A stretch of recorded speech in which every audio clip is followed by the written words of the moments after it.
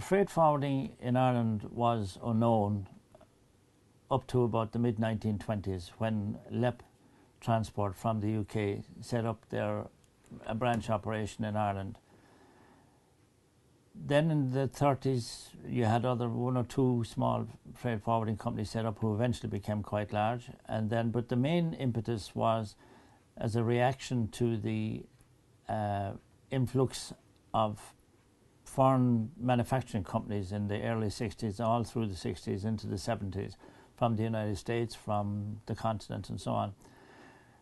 And in that situation, there now was sufficient business, if you like, coming in and out of the country to warrant other freight forwarding companies, including my own company, which my brother and myself started in the 70s, called Walsh Western. And then there was a fair amount of competition all through that period. My own involvement with the Irish International Freight Association goes back quite a while, in the early 70s. In fact, in the early 70s we already started training courses unofficially in Dublin, and they went on for maybe 6 or 7 or 10 years. So that was my initial involvement with the association. I eventually, in 1981, was elected. I had the honour of being elected president of the association, and during that particular year, 1981, we hosted the FIATA International Conference, when we had maybe more than 1,200 people, forwarders mainly from all over the world, that visited here in 1981. So that was a highlight for the association, and certainly for me. So I continued my connections with the association, and then 4 years ago I was appointed CEO of the association. FIATA is the International Association of National Associations around the world.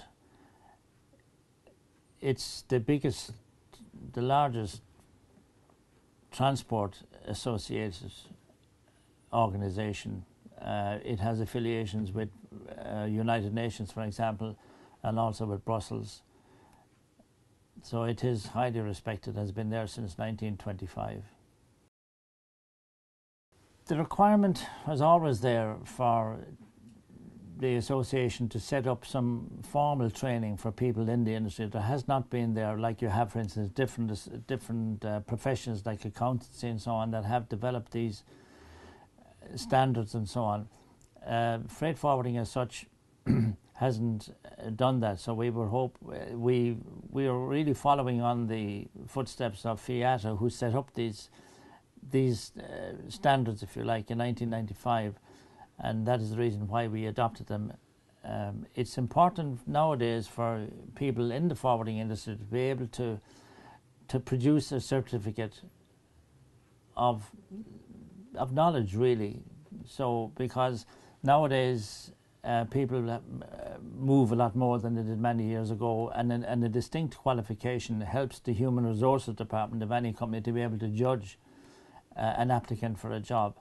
Maybe 20 or 30 years ago it was sufficient, like when we didn't have any formal training, but we knew our business and people knew we knew our business. But now life has got so relatively complicated that it does help to have an official qualification to show that you are qualified. The other point also is that in many situations people find themselves working in a particular area of transportation. That could be trucking, could be air freight, could be sea freight, customs clearance, but they tend to stick in a silo and stay with that, whereas this course is designed as for a freight forwarder, who is, after all, described as the architect of transport. He should know and be aware of the different aspects of the different modes of transport and be able to compare them for his client. And that's why this FIATA diploma in freight forwarding gives one the knowledge to do with all the different modes of transport, not just one specific area. And this qualification attests to that training.